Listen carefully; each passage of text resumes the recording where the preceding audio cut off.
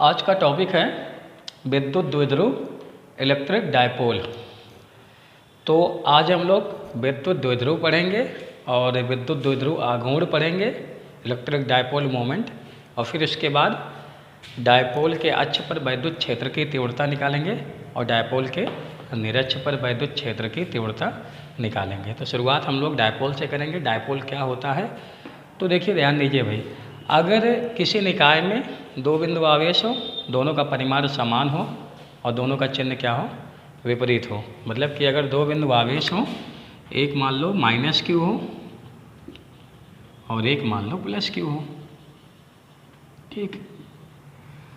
तो एक minus Q और एक प्लस क्यू एक दूसरे से अगर अल्प दूरी पर स्थित हो, अल्प दूरी पर स्थित हो, तो इसे हम लोग क्या बोलेंगे, डायपोल बोलेंगे, इलेक्ट्रिक डायपोल, ठीक। इसका डिफिनीशन यही है कि समान परिमाण के परंतु विपरीत चिन्ह के दो बिंदु आवेश एक दूसरे से अल्प दूरी पर स्थित हो, इसे हम लोग क्या बोलेंगे, डायपोल बोलेंगे। इस निकाय को बोलेंगे इलेक्ट्रिक डायपोल या विद्युत द्विध्रुव, ठीक।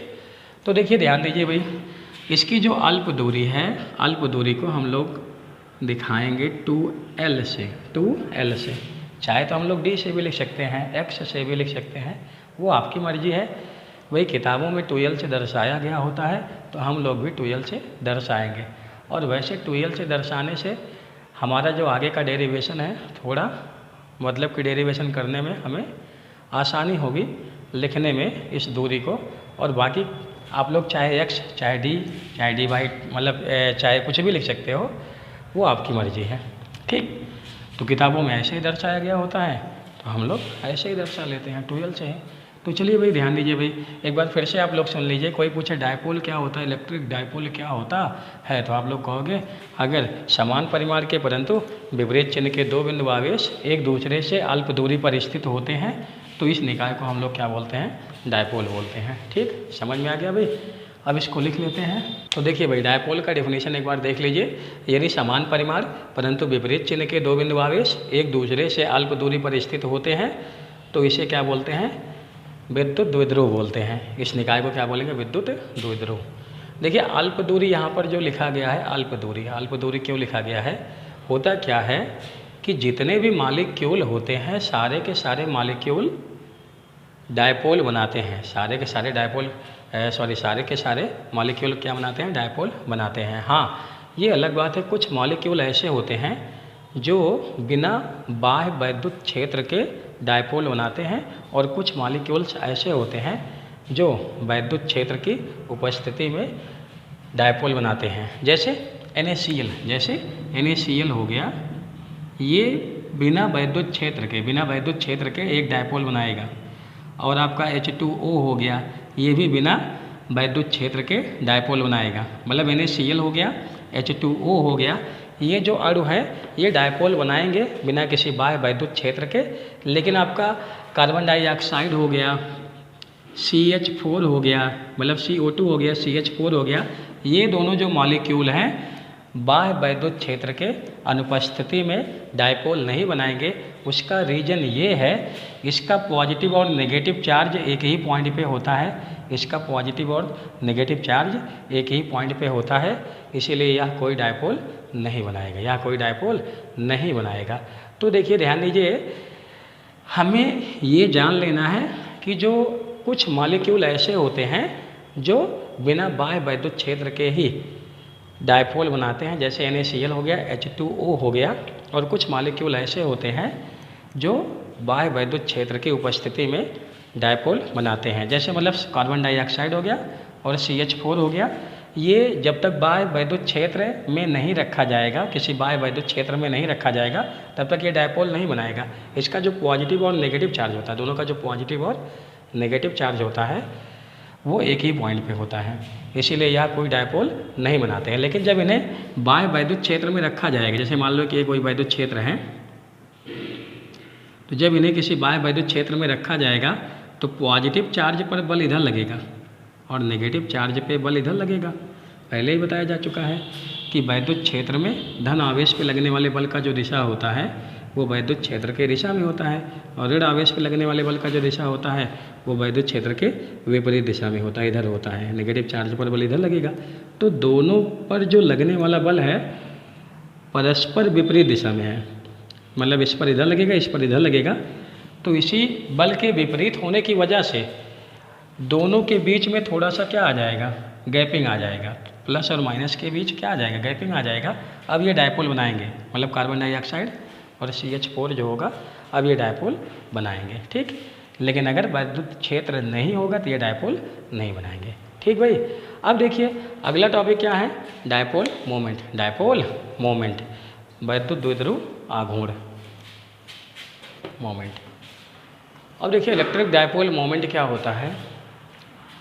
जैसे मान लो ये आपका क्या है, एक डायपोल है -Q और ये चार्ज क्या है +Q। इनके बीच का जो अल्प दूरी है वो क्या है 2L। इनके बीच का अल्प दूरी क्या है 2L है। तो किसी एक आवेश का परिमाण, किसी एक आवेश का परिमाण और दोनों आवेशों के बीच की अल्प दूरी का जो गुणनफल होगा उसे कहेंगे विद्युत द्विध्रुव आघूर्ण। मतलब डायपोल के किसी एक आवेश का परिमाण और दोनों के बीच की जो अल्प दूरी है, दोनों का जो गुणनफल होगा उसी को हम लोग क्या बोलेंगे, डायपोल मोमेंट बोलेंगे, इलेक्ट्रिक डायपोल मोमेंट बोलेंगे। इसे P से लिखेंगे। तो ये आपका क्या हो गया, इलेक्ट्रिक डायपोल मोमेंट हो गया। और ये एक वेक्टर क्वांटिटी है। ये क्या है, एक वेक्टर क्वांटिटी है, मतलब यह एक सदिश राशि है। तो यह सदिश राशि है, यह क्या है, सदिश राशि है। भाई अगर ये सदिश राशि है तो इसकी दिशा होगी, इसकी दिशा अक्ष के अनुदिश,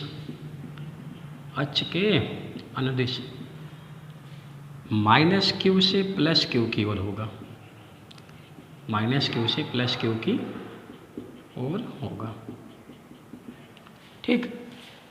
तो ये सदिश राशि है, इसकी दिशा अक्ष के अनुदिश -Q से +Q की ओर। अक्ष कौन है, अरे भाई ये आवेशों को जो मिलाने वाला लाइन है उसी को हम लोग क्या बोलते हैं, अक्ष बोलते हैं। इसी के अनुदिश होगा इधर -Q से +Q की ओर। देखिए भाई केमिस्ट्री में हम लोग इसको +Q से -Q की ओर मानते हैं। फिलहाल हम लोग यहाँ पे फिजिक्स पढ़ रहे हैं तो यहाँ -Q से +Q की ओर मानेंगे। ये हो गया वैद्युत द्विध्रुव आघूर्ण की दिशा, P वेक्टर की दिशा -Q से +Q की ओर। अब इसका जो मात्रक होगा क्या होगा, मात्रक होगा कूलाम मीटर। मात्रक क्या होगा, कूलाम मीटर होगा। आवेश का मात्रक कूलाम होगा और 2L क्या है, दूरी है, दूरी का मात्रक क्या होगा, मीटर होगा। और देखिए विमीय सूत्र क्या होगा, विमीय सूत्र होगा, देखो आवेश का हो जाएगा AT और दूरी का हो जाएगा L, तो ATL हो जाएगा। तो ये हो गया विद्युत द्विध्रुव आघूर्ण। परिभाषा में यहाँ लिख देते हैं। ये ध्यान दीजिए भाई, फिर से एक बार सुन लीजिए कि मतलब किसी एक आवेश का परिमाण और आवेशों के बीच की अल्प दूरी का जो गुणनफल होगा उसे हम लोग बोलेंगे डायपोल मोमेंट। इसे P से लिखते हैं, फार्मूला हो जाएगा Q इंटू 2L। और ये एक वेक्टर क्वांटिटी है, तो इसमें क्या होगा, डायरेक्शन होगा। और डायरेक्शन क्या होगा, जो आवेशों को मिलाने वाली लाइन है उसके अलॉन्ग होगा और -Q से +Q की ओर। और उसके बाद मात्रक क्या हो जाएगा, कूलाम मीटर, और इसका विमीय सूत्र हो जाएगा ATL। हो गया भाई। तो ये हो गया इलेक्ट्रिक डायपोल मोमेंट। फिर उसके बाद देखिए भाई, हम लोग इलेक्ट्रिक डायपोल मोमेंट पर कुछ न्यूमेरिकल कर लेते हैं। न्यूमेरिकल आपका बहुत ही आसान है। चलिए भाई, दो बिंदु आवेश 10 पिको कूलाम तथा -10 पिको कूलाम क्रमशः बिंदु A पर और B पर स्थित है इस निकाय का विद्युत द्विध्रुव आघूर्ण। तो बताइए भाई, निकाय का क्या बताना है, विद्युत द्विध्रुव आघूर्ण बताना है। निर्देशांक देख करके आपको लग रहा है कि ये निर्देशांक मतलब पॉइंट A और B कौन से अक्ष पर है, y अक्ष पर है। कौन से अक्ष पर है, y अक्ष पर है। पहले हम क्या करते हैं, इनको दर्शा लेते हैं। चलिए ये हमने मान लिया x अक्ष, इसको क्या मान लिया, y अक्ष मान लिया। इसको x डैश और इसको क्या मान लिया, y डैश। तो बताइए भाई, पॉइंट A ये मान लिया, ये पॉइंट A है, इसका निर्देशांक क्या मान लेते, 0,15 मिलीमीटर, 0। और ये पॉइंट मान लिया गया B, ये है 0,-15 मिलीमीटर, 0। तो यहाँ पर कितना आवेश है, पॉइंट ए पर है 10 पिको कूलाम और पॉइंट बी पर है -10 पिको कूलाम। तो बताइए ये हो गया आपका निकाय।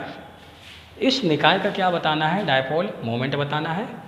तो फार्मूला हम लोग क्या पढ़े हैं, P बराबर Q इंटू 2L।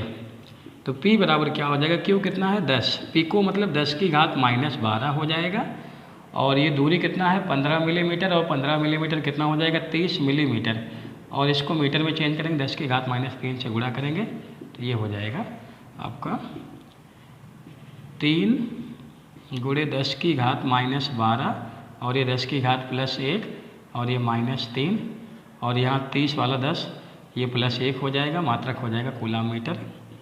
तो ये हो जाएगा 3 × 10 की घात, ये आपका 1 और 2 कितना हो गया, 1 1 2 हो गया और 2 -3 -1 हो गया, -13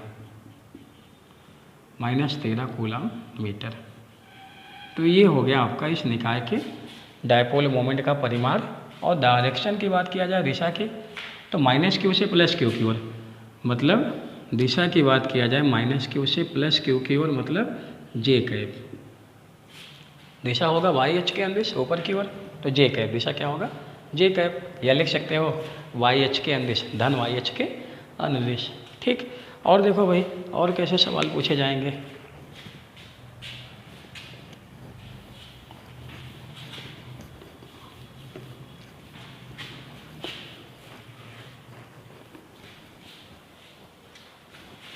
चलिए भाई, मान लीजिए एक समबाहु त्रिभुज है, ये एक क्या है समबाहु त्रिभुज है। अब मान लो कि प्रत्येक भुजा की लंबाई दिया गया है a, यहाँ पर दिया है -2q और यहाँ q और यहाँ q। इस निकाय का क्या बताना है, नेट वैद्युत द्विध्रुव आघूर्ण, नेट वैद्युत द्विध्रुव आघूर्ण। ठीक, तो यहाँ पर देखा जाए अगर हम इस -2q को लिख सकते हैं -q + -q लिख सकते हैं ना। तो आपका एक तो ये डायपोल बन जाएगा और एक तो ये डायपोल बन जाएगा। ठीक, तो यहाँ पे कितना डायपोल बना आपका, 2 डायपोल। कितना डायपोल, 2 डायपोल। अगर 2 डायपोल बनेगा तो दोनों डायपोल का अलग अलग क्या निकालेंगे, डायपोल मोमेंट, और फिर दोनों का क्या निकालेंगे, वेक्टर सम। तो बताइए भाई, अगर देखा जाए इस वाले डायपोल का जो डायपोल मोमेंट होगा इधर होगा, इधर -q से +q की ओर, आवेशों को मिलाने वाली लाइन के अंदर सब -q से +q की ओर। तो ये हो जाएगा q × a, और इसका होगा इधर, इसका होगा इधर, ये भी कितना होगा q × a। अब देखो भाई समबाहु त्रिभुज है, तो एक डायपोल मोमेंट का दिशा इधर आ गया q × a, और एक डायपोल मोमेंट का दिशा इधर आ गया q × a। अरे भाई डायपोल मोमेंट का परिमाण क्या होता है, एक आवेश का परिमाण और दोनों आवेशों के बीच की अल्प दूरी का जो गुणनफल होगा, तो q × a। अब इनके बीच का एंगल क्या है, 60 डिग्री। इनके बीच का एंगल क्या है, 60 डिग्री। अगर ये p है तो ये भी क्या होगा, p होगा। तो भाई p नेट क्या होगा, डायपोल मोमेंट का जो नेट होगा वो क्या होगा, √p² + p² + 2pp cos 60। तो कितना आ जाएगा, √3p, और ये हो जाएगा √3p का मतलब q × a। तो ये हो गया नेट वैद्युत द्विध्रुव आघूर्ण, नेट वैद्युत द्विध्रुव आघूर्ण। हाँ, परिणामी की बात किया जाए दिशा, तो ये हो जाएगा दिशा दोनों से 30 डिग्री के एंगल पर, दोनों से 30 डिग्री के एंगल पर, क्योंकि परिमाण क्या है, दोनों का बराबर है, तो परिणामी बीचों बीच से जाएगा। तो ये हो गया आपका नेट वैद्युत द्विध्रुव आघूर्ण। ठीक भाई, फिर इसके बाद देखो और एक आप लोग ट्राई कर लीजिएगा, हम सवाल दे देते हैं, अगर आए तो ठीक है, ना आए तो आप लोग बता सकते हैं कमेंट बॉक्स में। चलिए मान लेते हैं क्या है, स्क्वायर मान लेते हैं, एक स्क्वायर मान लिए। स्क्वायर का जो प्रत्येक साइड है वो कितना है, a है, और यहाँ पर q आवेश मान लो, यहाँ पर कितना आवेश q मान लो, यहाँ पर कितना मान लो q मान लो, और यहाँ पे मान लो -3q। हमें निकाय का क्या बताना है, नेट द्विध्रुव आघूर्ण। ठीक, यही हमें बताना है।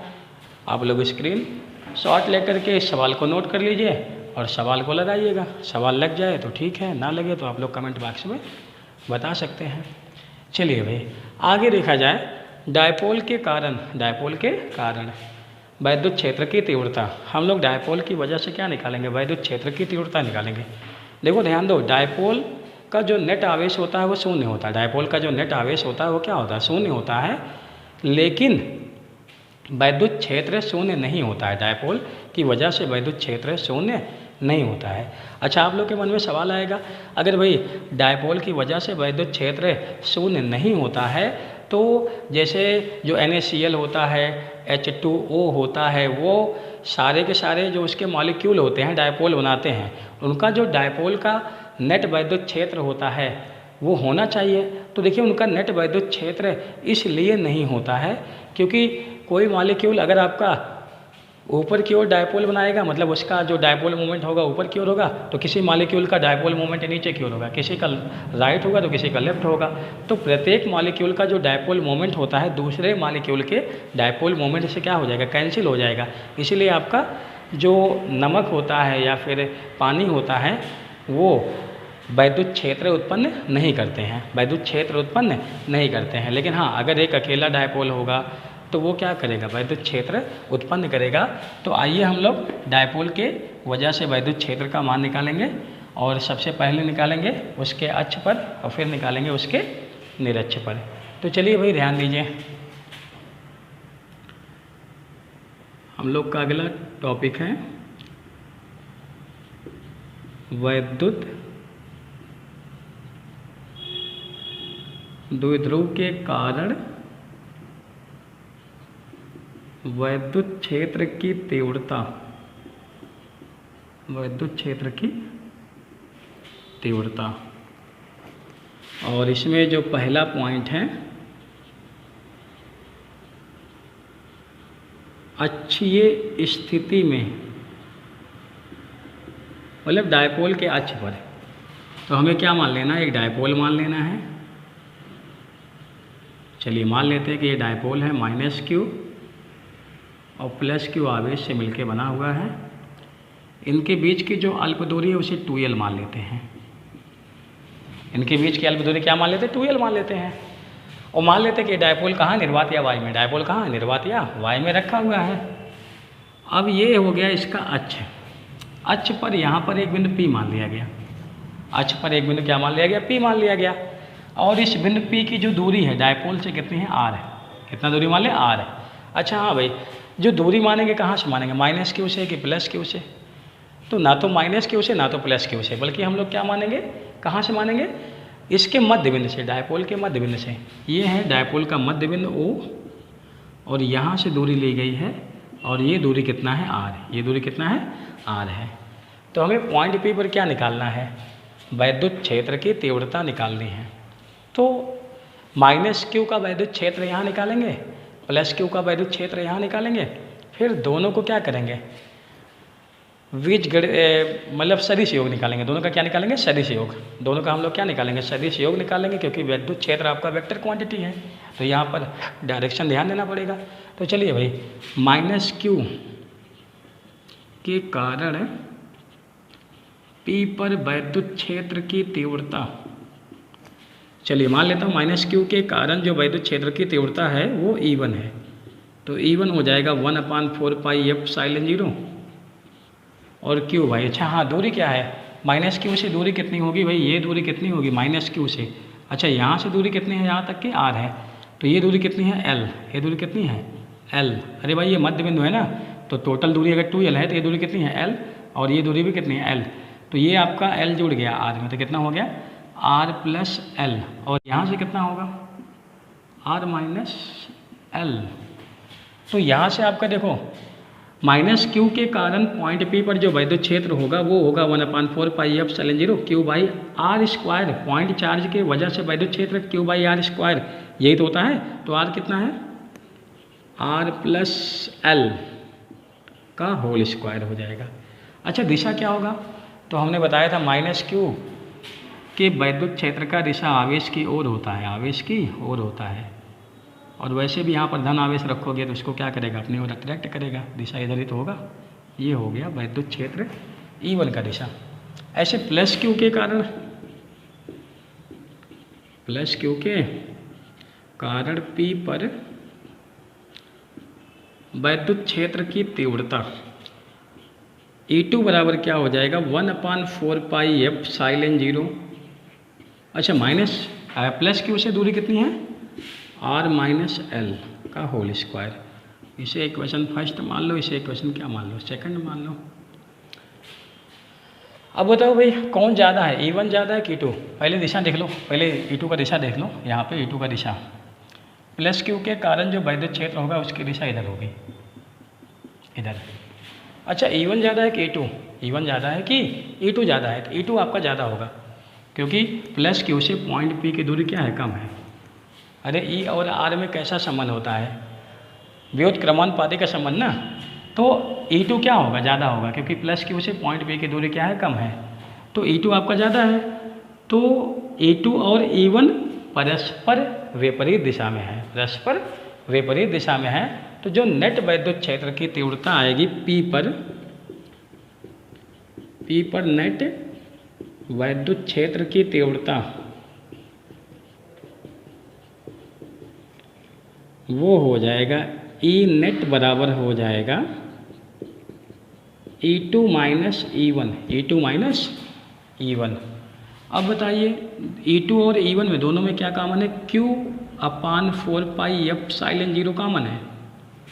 देखो Q/4 पाई एफ साइलेंट 0, Q/4 पाई एफ साइलेंट 0 कॉमन है। तो अगर Q/4 पाई एफ साइलेंट 0 E2 में बाहर आ गया तो क्या बचा, 1/R माइनस एल का होल स्क्वायर। और इसमें क्या बचेगा, 1/R प्लस एल का whole square, R plus L का होल स्क्वायर बचेगा। अच्छा इसको सॉल्व किया जाए भाई, इसको यहाँ पे सॉल्व कर लेते हैं। चलिए यहाँ पे सॉल्व कर लेते हैं।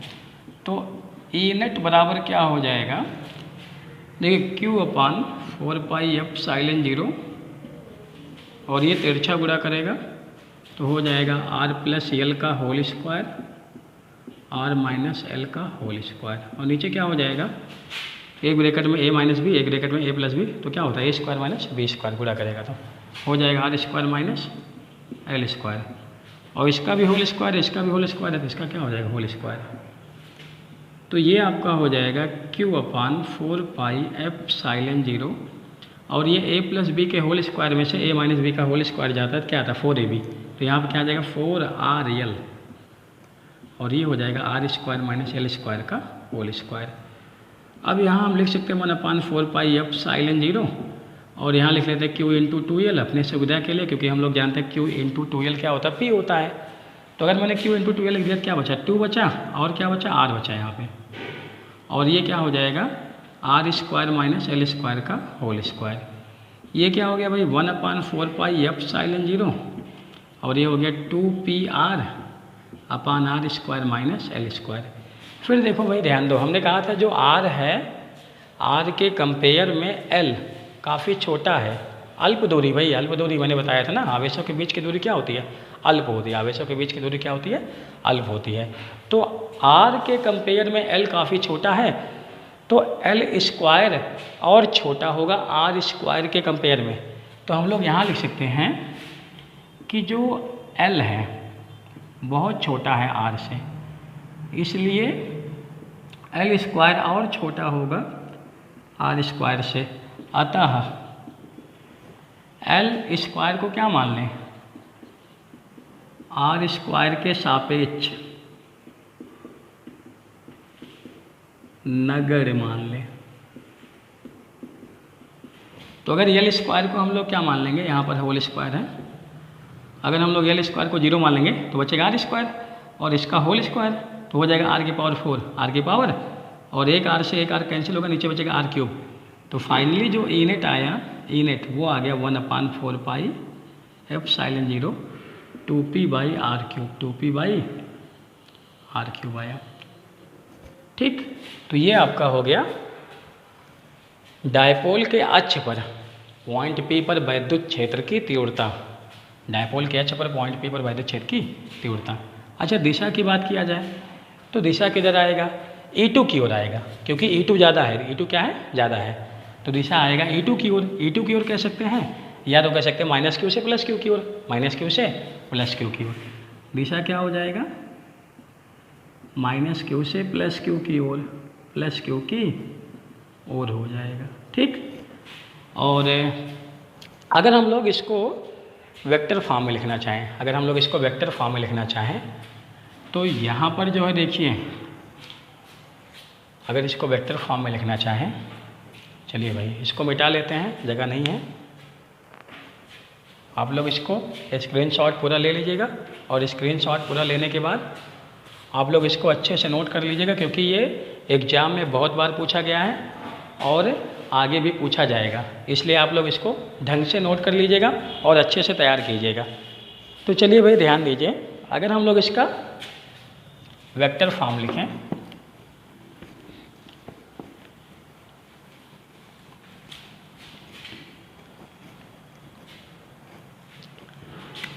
तो ई नेट वेक्टर बराबर हो जाएगा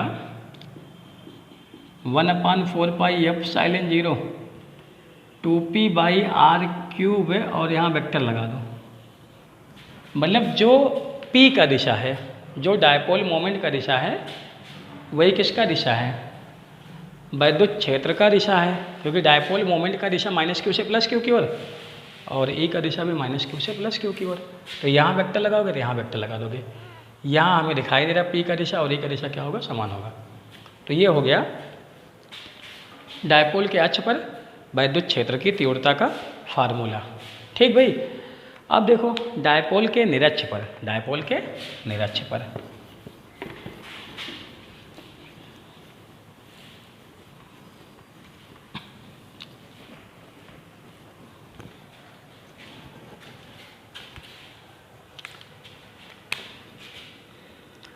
दूसरा पॉइंट होगा निरक्षीय स्थिति में।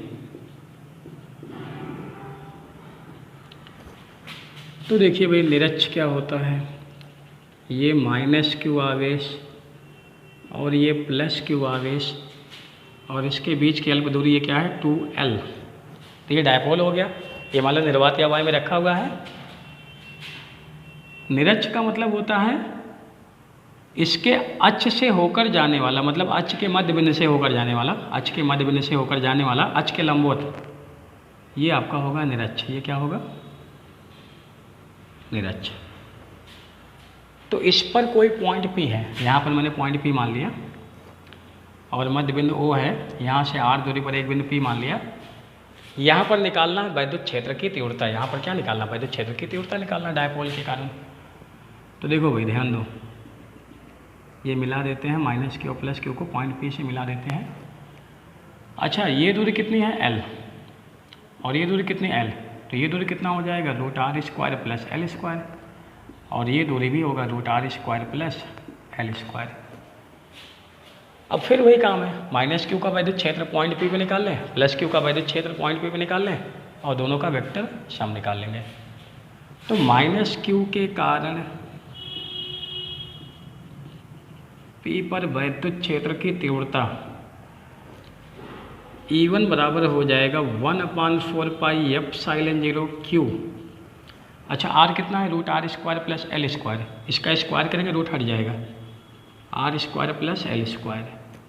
अच्छा प्लस Q के कारण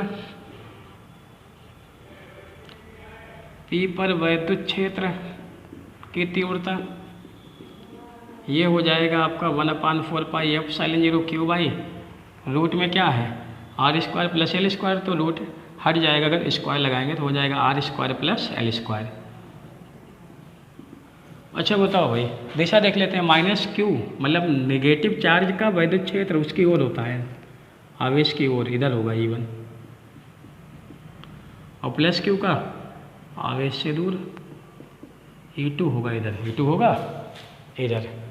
अब अगर ध्यान से देखो पहला इक्वेशन और दूसरा इक्वेशन देखो, तो आपका जो दाहिना पक्ष है देखो, ये वाला पक्ष बराबर है कि नहीं है। इसका मतलब माइनस क्यू का वैद्युत क्षेत्र P पर, प्लस क्यू का वैद्युत क्षेत्र P पर, दोनों समान है, दोनों क्या है, परिमाण में समान है।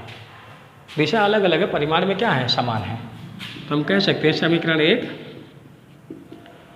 एवं 2 से देखेंगे तो E1 बराबर क्या है, E2 है। इसको मैंने क्या मान लिया, E1 और E2 को क्या मान लिया, E मान लिया अपनी सुविधा के लिए।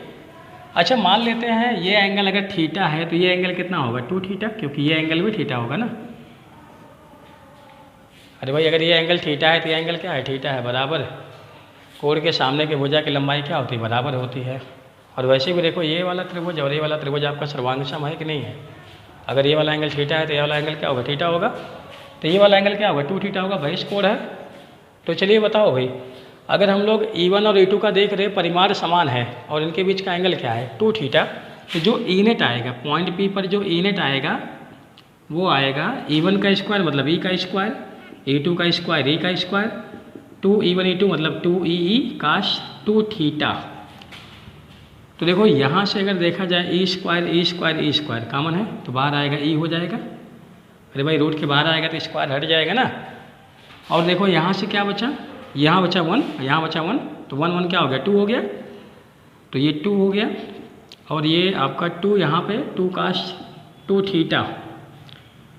अब इसको अगर हम लोग देखेंगे तो E और ब्रैकेट में आपका हो जाएगा 2 कॉमन, यहाँ हो जाएगा 1 प्लस cos 2 थीटा, और cos 2 थीटा को लिख दो 2 cos स्क्वायर थीटा माइनस 1, 1 से 1 क्या हो गया, कैंसिल हो गया। अब ये 2 गुणे 2 कितना हो जाएगा, 4, 4 का वर्गमूल कितना हो जाएगा, यहाँ देखो 2 हो जाएगा, और cos स्क्वायर थीटा बचा, तो cos स्क्वायर थीटा का वर्गमूल क्या हो जाएगा, cos थीटा, और E बचा है E, तो ये हो गया 2E cos थीटा। और इसको हम लोग एक प्रकार से और भी समझ सकते हैं, जैसे मान लो कि ये आपका E है और ये आपका एक E इधर है और इनके बीच का एंगल कितना है, 2 थीटा। इसको मान लो थीटा, इसको मान लो थीटा, मानना क्या भाई, थीटा थीटा है ये 2 थीटा एंगल ना, तो ये कितना हो गया, थीटा हो गया, ये कितना हो गया, थीटा। अगर E का घटक लिया जाए, एक घटक इधर आएगा E cos थीटा और एक घटक इधर आएगा E sin थीटा, और इसका एक घटक इधर आएगा E cos थीटा, एक घटक इधर आएगा E sin थीटा। तो वैसे भी देखो E sin थीटा क्या हो गया, कैंसिल हो गया। तो आपका जो नेट वैद्युत क्षेत्र आएगा 2E cos थीटा, क्योंकि E cos थीटा और E cos थीटा क्या हो गया, जुड़ गया। मतलब दोनों आवेश के वैद्युत क्षेत्र का एक कंपोनेंट आपका जुड़ेगा और एक कंपोनेंट आपका क्या हो जाएगा, कैंसिल हो जाएगा। तो net electric field point P पर जो आएगा 2E cos थीटा आएगा। तो चाहे ऐसे निकालो चाहे ऐसे निकालो, जो आपको आसान लगे। अब देखो यहाँ पे 2 E का वैल्यू चाहे E1 को E कहो चाहे E2 को E कहो, क्योंकि दोनों बराबर है। 1/4 पाई एफ साइलेंट 0 और Q by R square plus L square और इंटू काश थीटा है। काश थीटा देखो भाई इस त्रिभुज में देखो, जैसे मान लो ए ये P और O, तो त्रिभुज APO में देखो थीटा के लिए आधार आपका L है और कण है √r² प्लस एल स्क्वायर। तो काश थीटा क्या होता है, आधार बटे कण, आधार आपका L है और कण कितना है √r² प्लस एल स्क्वायर, तो हो जाएगा r² plus L square. Root का मतलब होता 1/2 पावर। अब इसको देखा जाए E नेट बराबर हो गया 1/4 पाई एफ साइलेंट 0 और देखो ये मैं 2 को यहाँ भेज दूँ तो हो गया Q इंटू 2L और ये आधार समान है, इसका पावर 1 है, इसका पावर कितना 1/2 है, तो पावर जुड़ेगा 1 में आधा जुड़ेगा 3/2 हो जाएगा, हो गया r² प्लस एल स्क्वायर का होल पावर 3/2। फिर वही कहानी भाई, एल स्क्वायर को हम लोग क्या मान लेंगे, 0 मान लेंगे। क्यों मानेंगे 0, क्योंकि ये दूरी क्या है, अल्प है, r से काफ़ी छोटा है, तो r² से और छोटा होगा, तो एल स्क्वायर को हम लोग क्या मान लेंगे, 0 मान लेंगे।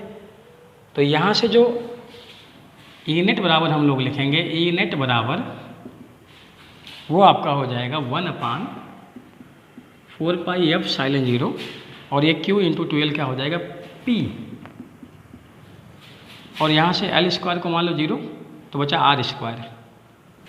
r² का होल पावर 3/2 और 2 से 2 कैंसिल हो जाएगा, तो E नेट बराबर हो जाएगा 1/4 पाई एफ साइलेंट 0 P/r³। तो ये हो गया निरक्ष पर वैद्युत क्षेत्र की तीव्रता, निरक्ष पर वैद्युत क्षेत्र की तीव्रता हो गया, इसका परिमाण हो गया दिशा। दिशा देख लिया जाए तो दिशा इधर आएगा ना, ई कॉस थीटा की ओर दिशा आएगा इधर, प्लस क्यू से माइनस क्यू की ओर, प्लस क्यू से माइनस क्यू की ओर। अगर हम लोग इसको वेक्टर फॉर्म में लिखेंगे, इसको कैसे लिखेंगे वेक्टर फॉर्म में, पहले आप लोग इसको स्क्रीनशॉट ले लीजिए और कॉपी में नोट कर लीजिएगा। हम इसको मिटा के इसका वेक्टर फॉर्म लिखेंगे। तो देखिए भाई वेक्टर फॉर्म,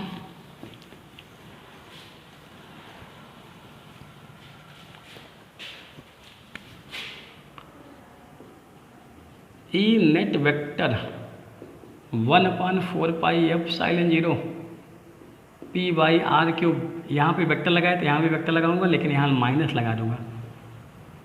ये माइनस साइन क्या बता रहा, माइनस साइन बता रहा है कि कैपिटल ई का दिशा और पी का दिशा विपरीत है।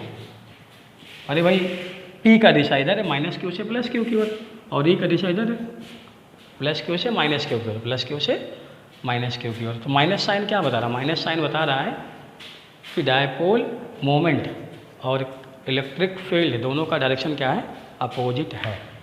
तो ये हो गया निरक्ष पर, ये हो गया निरक्ष पर वैद्युत क्षेत्र की तीव्रता।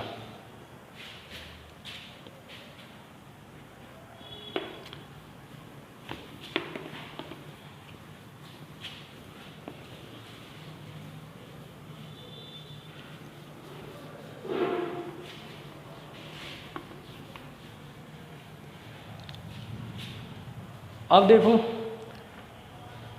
व्यापक स्थिति में एक पॉइंट और पढ़ लेते हैं। व्यापक स्थिति में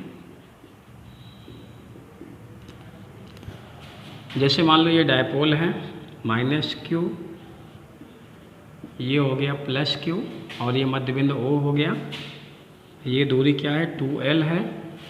ये ऐसे तिरछे पर कोई पॉइंट पे ले लिया जाए, मान लो ये एंगल थीटा है और ये दूरी क्या है R। ऐसे तिरछे पर एक पॉइंट पे ले लिया जाए तो पॉइंट पी पर वैद्युत क्षेत्र की तीव्रता कैसे निकालेंगे। तो बताइए भाई डायपोल मोमेंट का जो दिशा होगा इधर होगा, इधर ये होगा पी का दिशा,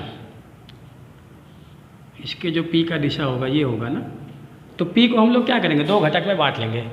पी का जो इधर वाला कंपोनेंट होगा, इधर वाला ये वाला कंपोनेंट होगा पी कॉस थीटा, और इसके जो लंबवत घटक होगा ये वाला लंबवत घटक, ये हो जाएगा पी साइन थीटा। तो हम लोग इसको एक डायपोल ना मान के दो डायपोल मानेंगे। एक का डायपोल मोमेंट क्या है पी कॉस थीटा, और एक का डायपोल मोमेंट क्या है पी साइन थीटा। मतलब ऐसा हम लोग अलग से बना लेते हैं। देखो एक डायपोल मोमेंट आपका ये है, मतलब एक के डायपोल का जो डायपोल मोमेंट है उसका डायरेक्शन ये है पी कॉस, और ये क्या हो गया पी साइन थीटा। और यहाँ पर पॉइंट पी है, ये दूरी क्या है आर। अच्छा बताओ अगर ये वाला डायपोल देखा जाए, ये वाला डायपोल, इस डायपोल के लिए यह बिंदु अक्ष पर है कि नहीं है, बिल्कुल है। अरे भाई ये जो पी कॉस थीटा वाला डायपोल है, इस डायपोल के अक्ष पर है बिंदु पी, लेकिन इस डायपोल के मतलब डायपोल का जो दूसरा वाला कंपोनेंट है पी साइन थीटा वाला, उसके लिए बताओ ये पॉइंट पी निरक्ष पर है कि नहीं है। मतलब इसके वजह से हम लोग पॉइंट पी पर अक्षीय वाला फार्मूला लिख लें, और इसके वजह से यहाँ पर निरक्षीय वाला फार्मूला लिख लें, और फिर दोनों का क्या निकाल लें, रिजल्टेंट निकाल लेते हैं हम लोग। कैसे निकालेंगे, देखिए भाई, तो पी कॉस थीटा जो ये अक्षीय वाला है, अक्षीय वाला जिसके लिए पॉइंट पी अक्षीय मतलब अक्ष पर आ रहा है, उसके लिए यहाँ पर जो वैद्युत क्षेत्र होगा वो क्या होगा, मतलब हम लोग इसको ऐसे लिख लेते हैं P cos theta, P cos theta के कारण। तो चलो इसको हम लोग ऐसे ई पैरेलल हो जाएगा 1/4 पाई एप्सिलॉन 0, और ये 2p बाई आर क्यूब होता ना अक्ष पर, तो यहाँ पर p नहीं है, p कॉस थीटा है, तो 2p cos theta by R cube. ऐसे p साइन थीटा के कारण अगर p पर लिखेंगे वैद्युत क्षेत्र की तीव्रता, तो E परपेंडिकुलर 1/4 पाई एप्सिलॉन 0, और ये हो जाएगा सॉरी इसके लिए निरक्ष पर है, और निरक्ष वाला फार्मूला क्या आया था p बाई आर क्यूब। तो p की बजाय क्या लिखेंगे p sine theta by R cube. अब देखो भाई, हमने ये भी पढ़ा था कि जो पी कॉस थीटा है, पी कॉस थीटा के लिए पॉइंट पी अक्ष पर है ना, तो अक्षीय स्थिति में वैद्युत क्षेत्र की तीव्रता डायपोल मोमेंट की दिशा में होता, मतलब पी की दिशा में होगा, इधर होगा।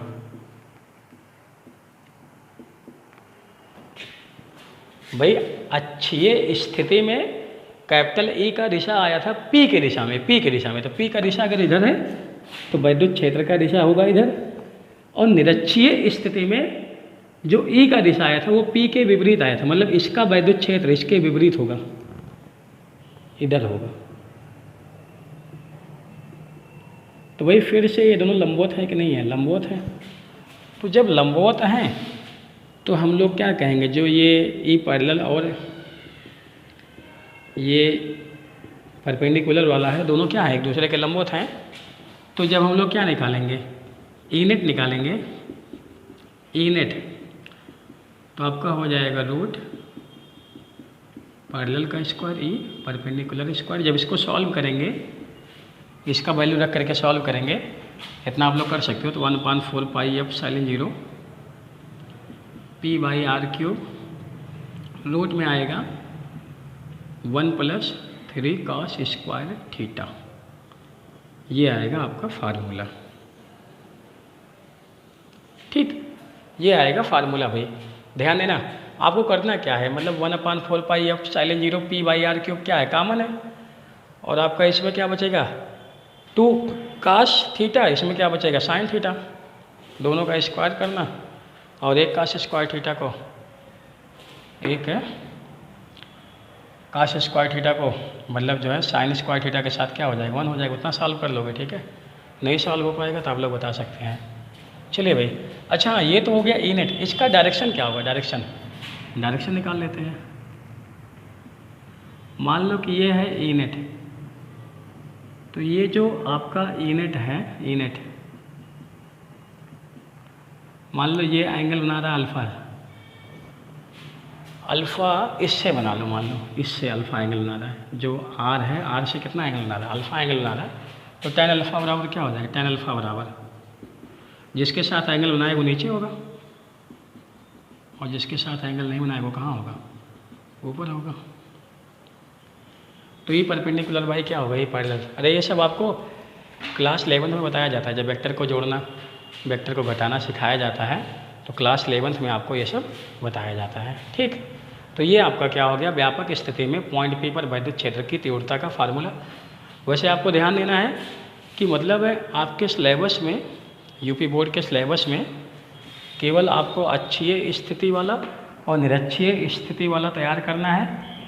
इसको खास ध्यान देने की आवश्यकता नहीं है।